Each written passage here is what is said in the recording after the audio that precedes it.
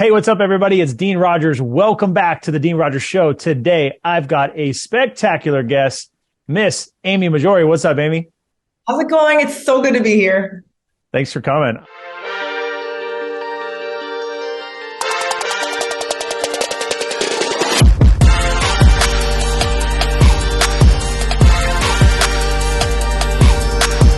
I'm excited to get into everything today. You've got an incredible story. But I'm excited to highlight your expertise and share some incredible just nuggets with the listeners. So if you don't know Amy yet, she got started real estate investing, flipping and wholesaling in downtown Chicago. And now at this point, she's written a book, Networking with a Purpose. She's been on HGTV. She's raised over $40 million of private money, and she's now involved in multifamily and syndication. So lots of exciting stuff going on. And I'm excited to share a little bit about your story, how you got to where you're at now, and then just what you're most passionate about right now. So why don't you and last, if you're listening and you want to connect with Amy, you can find her online, Amy Mahjoory on Instagram. You can also find her website, amymahjoory.com. She's all over the internet, so you won't be able to not find her. So That sounds so weird, but cool. Thank you. It is so great to be here. It was great catching up with you briefly before all of this. But yeah, it's funny because my background is so traditional. I never thought I would experience the things I've experienced during this real estate entrepreneurial journey over the last 10 years. I come from a Middle Eastern family, and in our family, it's really a cultural thing, whether we like it or not. Iranians hold education at a very high regard. So I'm the only one in my family with just an MBA. So when I told my parents, primarily my dad, 10 years ago, I want to start flipping houses, I want to leave my job, my safe and stable job with Dell Computers, and pursue real estate, he was not supportive. Now that I'm older and wiser, I understand he was just, scared. But it was hard. I didn't know what I was doing. I thought, my dream job was with Nike, but I wanted to flip a couple houses. I was addicted to all those home renovation shows. And I invested in a coaching program. And it was cool, because even though I treated real estate as a side hustle and I only wanted to flip 1 to 2 properties, that was my passion. My heart, I thought, was renovating homes. Because of my ability to raise private money, which I did not know I could just naturally do, I was able to buy, renovate, and sell 10 high-end properties in downtown Chicago my very first year as a brand new real estate investor while still working my full-time job at Dell. So at the end of that very first year, that was really my turning point where I decided oh, snap, this is a game changer.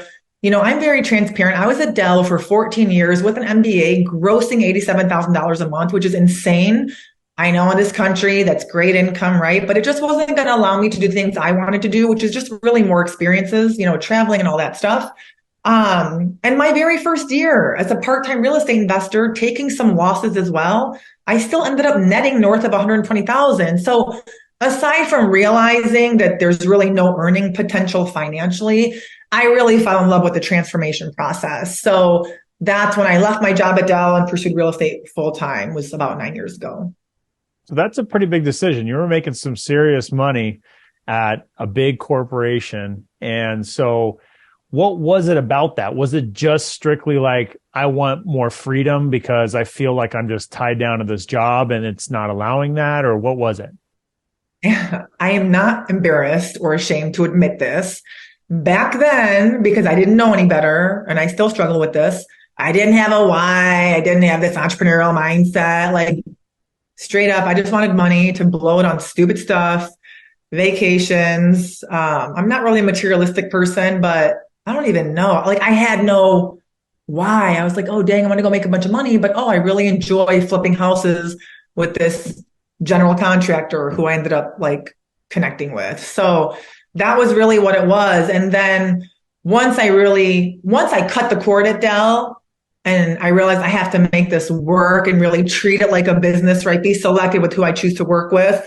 I dug down deep. I'm not really I am very emotional, but I'm not one with words. So I have to dig deep and figure out what is my why. And so then that really helped me bring everything together and, prioritize what was important to me at the time. Yeah. So something we talked about before the show that you and I both share a lot, and we are open and actually sometimes more excited to talk about it, to keep things real for people and Yeah. let people know like that is a possibility, is talking about losses. So what was your journey since that time when you cut the cord, you got going in real estate?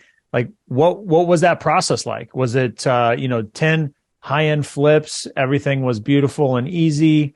Where did you go from there? Yeah, that is absolutely right. My first 3 years, I was crushing it, making like crazy money, multiple six figures. And I had built a level of, trust and all these things like six-figure flips and HGTV and my best-selling book. And I started coaching and speaking all over the country happened in that first year. So I had a snowball effect. And Wow. I don't think I ever got greedy. It was like the perfect storm in 2017, which sucked. And I'm very open about this. I ended up, the Cliff Notes version is I ended up buying 10 high-end properties in downtown Chicago. All of them were within 3 blocks of one another. The deals were a little thinner than I would normally go into because they were six-figure flips. So I wasn't really looking at the ROI as a percentage, which was one of my mistakes. I was looking at it as a dollar amount. I grew too fast. So I hired a second general contractor that I didn't properly vet. So like all these things happened.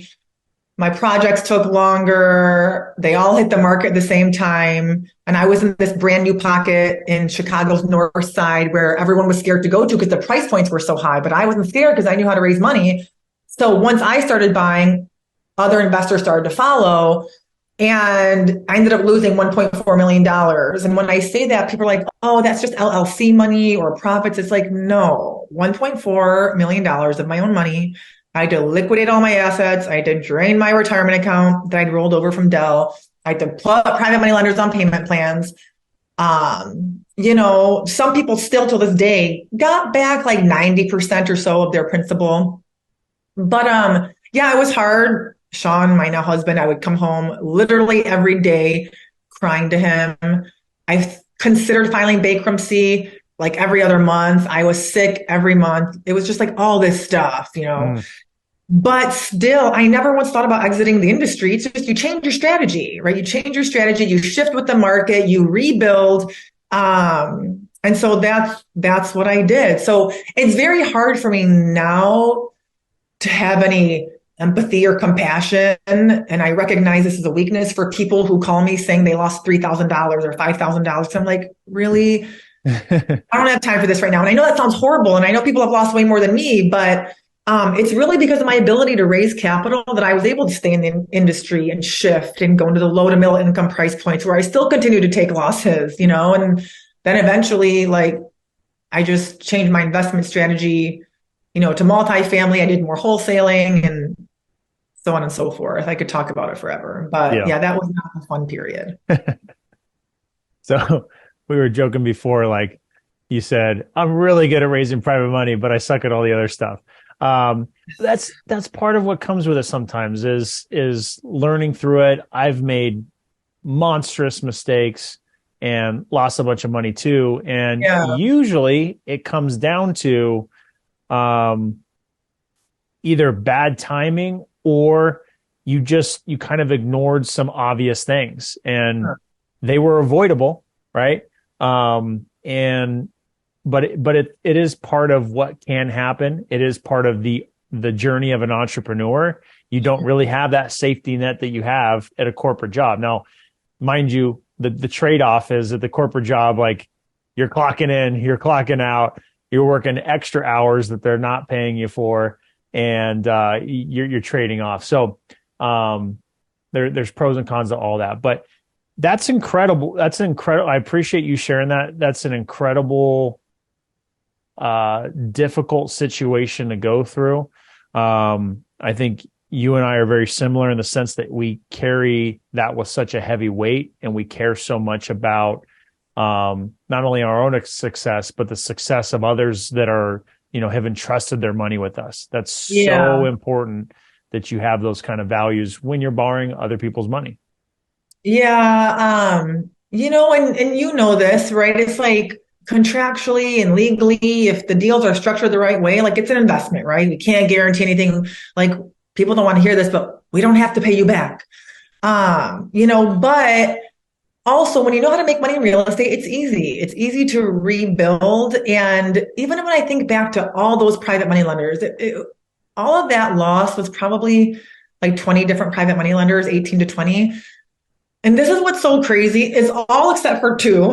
I vividly remember the two were so understanding. And I don't blame those two, but like they would cry with me. They would send me motivational quotes, books. And it was crazy. Some of them still invest with me today. Like, so it's all about like, we talk often offline about you got to take care of your private money lenders, right? You got to nurture them. Like I was giving them a heads up that these losses were coming 6 months in advance. Like, so it's all about like how you take care of them, and you guys have to decide, we're going to make money, we're going to lose money. So what you choose to do with those losses is on you.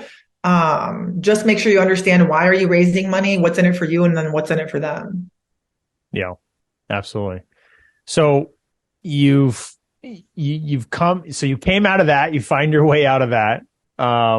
Where did you go next? What was like the next part of your journey? Yeah, I was still figuring it out. I was burnt out. So I went from like the high end market to low to middle income properties.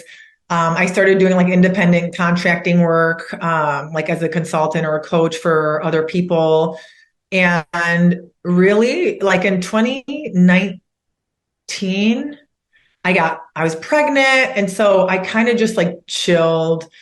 I was trying to figure out what I wanted to do. And it was at the height of COVID. Actually, our daughter was born during COVID. So she was about 6 months old. And I was like, you know what? I said to Sean, I go, so many people over the last 8 years have been asking me to coach them and mentor them on raising money, because it just came so easy for me. I'm terrible at everything else.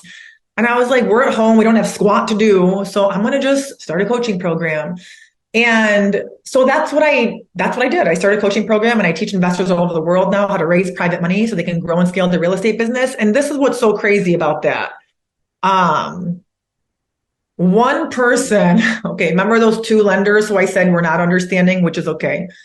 One of those individuals emailed me and said, I cannot believe that you have started a coaching program teaching people, I'm getting all passive aggressive now, teaching people how to raise private money. Like, you have no right to do so. And then I wrote back in a very nice way, but I was like, I'm sorry, sir, but what does one have to do with the other? It's not like I took your money and ran. Like, the deal went south. Everyone needs to know how to do this. So I'm actually helping people. I'm sharing my story. And so it's crazy. Like, people have gone on to raise millions and millions of dollars just through these like simple rapport and trust building strategies that I coach on today. But we still invest, right? But we've shifted now. I took a break. I started a coaching program, and now I invest in multifamilies on the active and the passive side. Yeah. So what was that like going into, the coaching business and teaching people about raising private money? What has that experience been like? It's been cool, because like it's so rewarding, and I get goosebumps as I share this story, because it's not a matter of opinion. It's a fact. If you want to grow and scale, you need access to unlimited capital. You need access to private money. So as I was telling you before we started this interview, like I'm still figuring things out. I never thought, my coaching program would get to where it is today, but it started out very small with 10 different investors, 10 different investment strategies. And to actually be there, like holding their hand every step of the way, coaching them and watching them actually implement what I teach and see results, it's cool. Like, that's very rewarding to me. And when they no longer need my help, then that means I've done my job. So I really love it. That's amazing. So I would love to get into some juicy nuggets here with you and talk about how someone raises private money. I think, like you said, if you want to go to the next level, you need to have access to capital. So Yeah. what does that look like? If someone wants to start raising capital, private money specifically, what's the best way to start? So I'm going to start by answering that question two different ways. Number one, when you and I talk about private money, because sometimes it can be misinterpreted. But what I'm not talking about is hard money. I love my hard money lenders. It's private equity. That's not what I'm talking about. I'm also not talking about somebody brokering deals. We broker deals. I teach my students how to legally and ethically broker deals. That's not what I'm talking about. And then number three is I'm not talking about banks. Love my banks, credit unions, community banks. That's not what I'm talking about, right? So when you and I talk about private money, it's real private money. Anyone and everyone, the minute you leave your house, who has cash or assets sitting around collecting dust. So think of it, to those of you listening, that it's not a financial institution. It's not a company. It's your neighbor, someone from church, cashier at the grocery store, your mailman, like anyone that you encounter the minute you leave your house. So Don't judge a book by its cover, right? Oh, yes, absolutely. We have a lot of cool wins in our community about, electricians, subcontractors, general contractors who sure we all judge, and you just have no idea what they have. But what's cool about these strategies is I show you guys, starting with my 4-second power pitch, which is step one for the rest of your life. I'll break that down in a second. But I show you how to get out there and confidently raise real private money the right way from the right people without having to depend on your friends and family members. Now, if you want to, that's okay. But I'm showing you how to literally convert your Uber driver into a private money lender. So regardless of your investment strategy, regardless of if you're part-time, full-time, newer experience, it doesn't matter. Step one for the rest of your life is my 4-second power pitch. Some listeners may have heard this before. If you haven't, it's 13 words. The 13 words are, I show people how to earn double-digit returns backed by real estate. So here's what you're going to want to do. When I worked my job at Dell and I was juggling real estate, for many reasons, I never spoke about Dell. Once I decided to commit to real estate and do this full time, and somebody would ask me, oh, it's so nice to meet you. What do you do for a living? I wasn't like, oh, I flip houses and I've got these coaches holding my hand every step of the way and I'm sure I'll figure it out. It was with confidence. Oh, it's so nice to meet you. I show people how to earn double-digit returns backed by real estate. What do you do? Right? And you purposely dangle that carrot on purpose. If you have another job or if you already have a portfolio, we don't want to disregard that. So it could be, oh, I've grown a short-term rental portfolio in Joshua Tree, California, and I show people how to earn double-digit returns backed by real estate. So we want that to be the call to action, the last thing that comes out of our mouth. But that's step one for the rest of our lives. We're not asking for anything. We're not talking about numbers. We're not emailing someone a 15-page dissertation. We're just planting seeds 24/7 with that pitch. I like that, because you get curious, right? You're like, whoa, what does that mean? Exactly. And then you go into my 20-second follow-up. And then you squash it and get their phone number. And I often talk about this is what I do. And when I first started this 10 years ago, it was calculated. I would purposely open up my laptop on an airplane so that people next to me would, be looking at my before and after photos, will be looking at my website or looking at my presentations to ask me questions, right? All of us take Ubers, I'm sure, or public transportation, some form. So if you don't have an Uber driver that's talkative, then let's just ask them, oh, it's so nice to meet you. What do you do outside of Uber? Right? Just so they ask you, what do you do? So you can go to that 4-second power pitch. They're going to say, tell me more. And then that's when you're like, oh, it's not a big deal. Super breezy. Your tonality and voice inflection matters. But the 20-second follow-up is step two for the rest of your life, which is, oh, I'm a residential redeveloper, whatever you are, based out of downtown Chicago. And we're currently on target to renovate 10 properties over the next 12 months. And our investors love it because they get to kick back and relax while we do all the work, and they earn double-digit returns with a protected, secured, and insured asset. But what was it that you say that you do again? It's so nice to meet you. So it's kind of something along those lines. And for those of you who are new, if you're not on target to complete 10 renovations and you don't even know what you're trying to do, keep it high level. We're currently on target to complete 3 transactions. All of you can complete 3 transactions, even if it's a referral fee.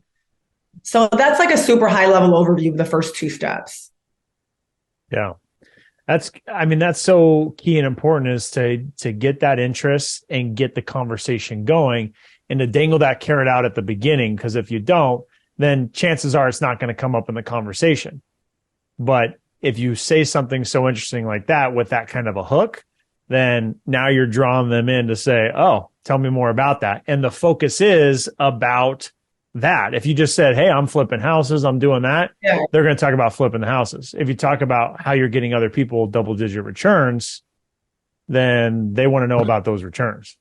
Right. We always want to come at every conversation like from a place of service, right? Like how can we serve others? How can we give back first and expect nothing in return, right? And then the law of reciprocity will always find its way back to us. So from here on out for the rest of your lives, right? Think about like, how can we help everyone?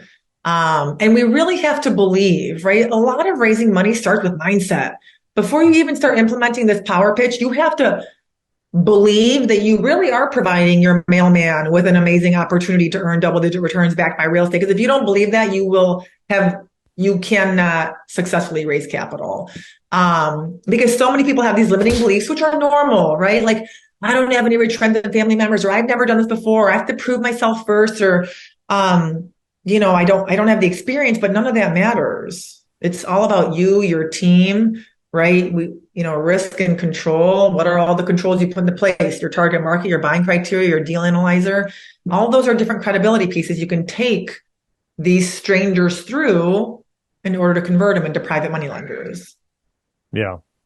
So those are incredible ways to hook somebody, to get somebody interested in what you're doing. Where do you find these people? What is the best place to go? Is there the ideal place to go? Or is it just simply literally everybody you see, from the mailman to the Uber driver? Like what's been your best success in terms of finding new people? So that's a loaded question. There are so many strategies I teach, but yes, it is the minute you leave your house wearing that like networking hat and just being very mindful of everyone you encounter. So one of the biggest strategies that was very rewarding for me, it's a little bit of everything, right? It's like, we don't want to just target people with money. We don't want to just target other real estate investors. We want to target people of influence, people who know someone who might be one or two touches away, right? So start to think about, what are you willing to sacrifice, right? So how can we replace activity A with activity B? And is it really a sacrifice? So instead of going to the bar 3 nights a week or the bar 2 nights a week, and then go to like a high-end black tie fundraising event, or like a VIP event, and invest a little bit more, right? Go to get box seats at a sporting event. Just start to mix up the places you're going to. Sure, put yourself into environments where there are people with money, but also other business owners. I would purposely go to this bar in downtown Chicago where it was high net worth business owners, men and women, who would be coming and going every single Thursday, Friday, and Saturday. I'd go in my gym clothes in a non-creepy way, sit at the bar, get my pineapple martini and my cheese pizza, and I would just chit chat with people. But they knew the minute I opened up my mouth, like I'm there for pizza and a martini and to have good conversation. It's not for anything weird. So one of the most rewarding strategies for me was very direct. Social media, specifically LinkedIn, right? So if I tell you guys to go onto LinkedIn and start searching for private money, naturally you're going to search for investor, real estate investor, private money lender, and you're going to find a whole bunch of hard money lenders and banks. Remember, that's not what we're talking about. So how do we get creative and think outside the box and start aligning ourselves with investment bankers, financial advisors, stockbrokers? How do we strategically message them on LinkedIn so that, number one, they actually respond, because we all get hit up on LinkedIn. How does our message sound unique, authentic, genuine, right? And then when we get them on the phone, like, what in the world do we say? So that was a huge strategy that was very, very, still till this day, 10 years later, LinkedIn is huge. That's awesome. So how are you teaching people how to raise private money? I know that's become a big part of you helping other people and your mission. Yeah. What are you doing to help people? How can people like find you to learn these strategies? Yeah, it's just crazy. Like it's just been an organic reach, word of mouth. Yes, I have a coaching program. You can read about it on my Instagram or LinkedIn. I respond to all my messages. I don't outsource any of that stuff, but I have a coaching program. I do live events once a month on average. I do a workshop. We've got Austin coming up in Dallas. It's a one-day private money workshop. We've got another private money conference coming up in Austin, later this year. But it's really just connecting with me. I'm very active to a fault on social media. You guys got questions? I put a ton of free content on Instagram. But I'm easy to find. Like Dean said, just Google me. And as long as they're not weird, I will respond back to your question. Am I allowed You to say that because there's weird people sending you messages. Very seldom, which I talk about those as well. Twice has there been a weird situation, but other than that, everyone's pretty normal and respectful. That's hilarious. Well, yeah, I've seen you like over the past couple of years all over social media. And you were before too, but now even more so. It's just been so fun to watch you and, filling these room full of people eager and wanting to learn more about how they can raise private money. Cause like you said, it's so important if you want to go to that next level and get into bigger and better deals to have access to capital. And chances are you're not the rich person that has the money, right? Otherwise you'd be the private lender. Yeah. No, it's cool. Yeah. I really love it. If you can't tell, like this is my number one, my priority. And then number two, above and beyond family, right, is like our investment. So I love this community. I'm very protective of this community, but it's cool because like we do deals together now and we travel together. It really is like a family. We go on vacations, we go to events together. So yeah, for anyone who wants help, I'm here to help you. And if you don't want help, that's okay too. But definitely, connect with me on Instagram and I would be more than happy to talk to you more about how I can help you in the future if you would like. Awesome. So yeah, guys, if you want to follow and connect with Amy, you can go to Google and search Amy Mahjoory. You'll see amymahjoory.com. You'll see her LinkedIn. You'll see her Instagram at Amy Mahjoory. So thanks so much for being on, Amy. It's been great to catch up with you. We've known each other for a good amount of years now. So always good to catch up with you.